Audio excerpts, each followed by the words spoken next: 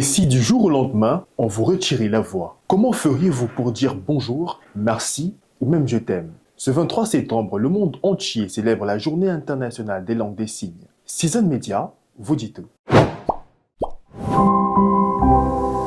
Comme pour le français, l'anglais ou l'arabe, il existe des dizaines de langues des signes différentes comme la langue des signes internationale, langue des signes américaine, québécoise, française et bien d'autres. Plus de 300 langues des signes sont aujourd'hui utilisées à travers le monde. Elles varient d'un pays à un autre et parfois même d'une région à une autre, chacune portant l'empreinte culturelle et sociale des communautés sourdes qui la pratiquent. Depuis 2018, l'ONU a choisi ces dates pour rappeler que les langues des signes ne sont pas de simples gestes, mais de vraies langues avec leur vocabulaire, leur syntaxe et leur culture. Aujourd'hui, on en compte plus de 300 à travers le monde, utilisés par près de 70 000 personnes sourdes, dont plus de 80% vivent dans des pays en développement. Pourtant, malgré leur reconnaissance internationale, l'accès à la langue des signes reste limité. Dans de nombreux pays, les personnes sourdes n'ont pas droit à une éducation adaptée et se retrouvent exclues des services essentiels comme la santé, la justice ou l'information. L'ONU insiste, reconnaître et enseigner ces langues, c'est garantir aux personnes sourdes les mêmes droits que tous les citoyens. Au Cameroun, la situation évolue mais reste fragile. La langue des signes camerounaise existe, mais est-elle officiellement reconnue par l'État? Nous avons interrogé M.